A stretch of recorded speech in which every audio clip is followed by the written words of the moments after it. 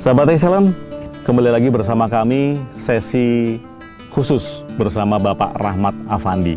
Nah, Pak Rahmat, tentu saja kalau saya berbicara tentang kondisi Pak Rahmat sekarang, bisa menulis buku, bisa menemukan beberapa metode-metode untuk anak-anak. Tentu saja saya yakin nih Pak Rahmat bahwa tidak terlepas dari pengalaman pahit. Nah, pengalaman pahit bagi Pak Rahmat itu seperti apa dan apa maknanya Pak Rahmat? Pengalaman pahit mungkin yang membuat saya eksis di dunia pendidikan. Betul. Gitu ya. Iya. Sebenarnya gini, saya boleh flashback ke belakang sedikit ya Pak Agung ya. Ketika saya dulu SD kelas 6, saya punya seorang guru yang dari awal guru itu saya kagumi, ternyata begitu jadi guru kelas saya berbalik. Ketika itu memang anak-anak kan dengan kenakalannya ya. Walaupun saya memaknai dan sampai sekarang saya tidak meyakini bahwa anak-anak itu nakal. Gitu. Nanti akan saya coba jelaskan sedikit. Ketika saya ngobrol, kemudian membuat masalah dalam tanda petik, guru ini bukan memberikan suatu penjelasan, bukan memberikan arahan, bimbingan, nasihat, atau apalah yang membuat siswa itu lebih baik, tetapi beliau meninggalkan kelas. Meninggalkan kelas, pulang ke rumahnya, kadang-kadang sambil nangis. Dan otomatis dari situ, sayalah yang paling disalahkan. Karena sayalah katanya yang paling sering membuat masalah itu. Nah, berangkat dari situlah, saya berpikir, kalau suatu hari kelak saya jadi guru, saya tidak akan seperti beliau. Saya ingin jadi guru yang tangguh. Seperti itu. Nah, mungkin malaikat mencatat. Ketika saya ditanya oleh guru, Pak Maman Cahyana, kalau tidak salah namanya, Mat, kamu pengen apa? Jadi cita-citanya pengen jadi apa? Saya nyeletuk saja, pengen jadi guru Pak. Rupanya dicatat oleh malaikat. Dan memang seperti itulah.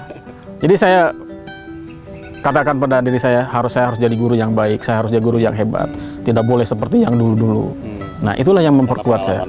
Dan sekarang di dunia pendidikan yang saya hadapi sekarang, sebisa mungkin saya memberikan yang terbaik kepada anak-anak. Seperti itu. Tidak meninggalkan kelas seperti dulu-dulu. Karena itu kan pahit ya yang dulu kan. Iya. Oke Pak Rahmat, tadi menarik sekali ketika Pak Rahmat mengatakan bahwa sebetulnya tidak ada anak yang nakal. Ya. Bagaimana supaya guru-guru yang lain ini tahu Pak Rahmat bahwa sebetulnya anak itu nggak nakal, tapi kenapa kok dia bertingkah seperti itu? Apa sebabnya kira-kira Pak Rahmat? Menurut pengamatan saya begini, ketika anak masuk ke kelas yang baru, misalkan dari kelas 5 naik ke kelas 6 atau dari kelas 4 ke kelas 5 terus sebelumnya. Ada satu anak yang sekarang sedang saya tangani gitu ya.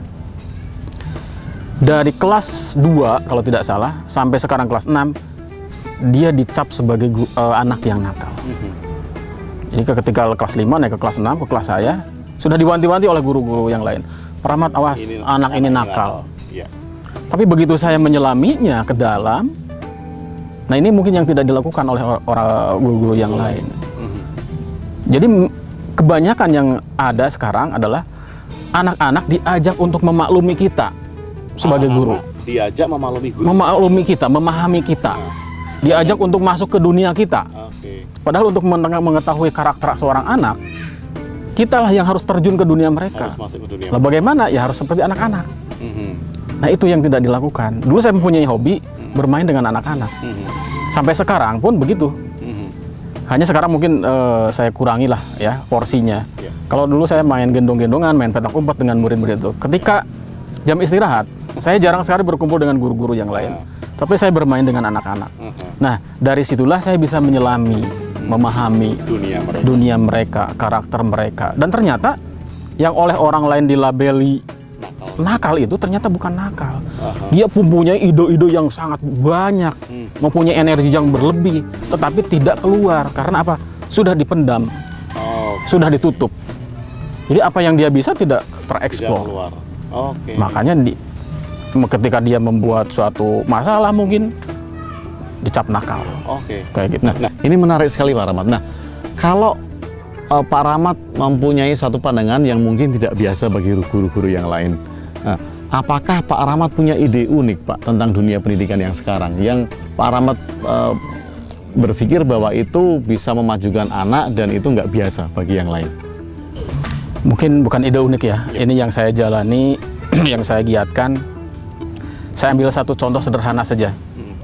Ketika murid di awal tahun ajaran masuk ke kelas yang baru, rata-rata anak duduk manis, diem, kemudian mereka disuruh mendengarkan, ini loh aturannya di kelas, ini loh tata tertibnya, kalian tidak boleh ini, tidak boleh itu, tidak boleh ini, tidak boleh itu, dilarang begini, dilarang begitu, kalian harus seperti ini, seperti ini. Padahal yang menjalankan aturan itu siapa? Yang menjalankan tata tertib siapa? Anak-anak. Nah, yang saya lakukan selama ini adalah ketika memasuki tahun ajaran baru, saya ajak anak-anak justru untuk membuat tata tertib sendiri. Oh, mereka membuat tata tertib sendiri. Atas kesepakatan mereka. Oke. Kita tulis di papan tulis atau dengan proyektor kita proyeksikan di papan tulis.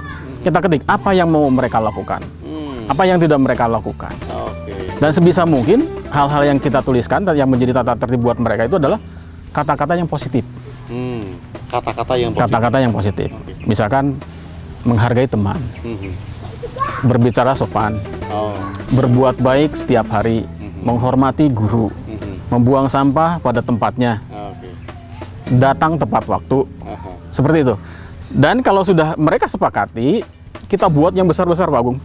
Jadi tidak di dalam sebuah kertas kecil dijejer 1, 2, 3 sampai berapa di dalam satu tapi kita buat selembar-selembar yang besar, kita tempel di tembok di sekolah, di dinding sekolah, dan itu menjadi afirmasi positif yang akan mereka lihat setiap hari. Seperti itu contoh sederhananya gitu itu. Jadi ini menarik sekali kalau anak-anak diajak untuk membuat peraturan itu sendiri. Jadi mereka sadar ya Pak Rahmat ya. Mereka mempunyai kesadaran, kalaupun mereka melanggar, kita arahkan. Ini siapa yang membuat? Dan yang terpenting adalah ketika anak melanggar peraturan itu, tata tertib yang mereka buat, sebisa mungkin guru tidak memberikan hukuman. Sebisa mungkin guru tidak memberikan hukuman. Saya tidak pernah menghukum di kelas. Anak yang bersalah berat atau ringan, saya tidak pernah menghukum mereka. Tetapi lebih ke pemberian pemahaman, pengertian, dan memberikan sebuah konsekuensi. Misalkan kalau ada anak terlambat 5 menit, kita tawarkan, kamu nanti jam istirahatnya dikurangi 5 menit, atau nanti jam pulangnya terlambat 5 menit. Pilihan yang jadi mereka diakui eksistensinya, tidak dipermalukan. Di dalam pilihan itu mereka tetap harus memilih Pak Rahmat ya, walaupun guru tidak serta-merta untuk memberikan hukuman. Oke Pak Rahmat, sahabat Excellent, ini menarik sekali bahwa ternyata anak-anak itu bisa diajak berkompromi untuk membuat sebuah aturan. Dan nanti kita juga akan mendengarkan cerita dari Pak Rahmat bahwa Anda juga pasti nggak percaya. Anak-anak murid yang mungkin selama ini belajar itu diam-diam saja, Pak Rahmat mengajaknya untuk mendengarkan musik lewat handphone. Sesaat lagi kita akan kembali bersama kita.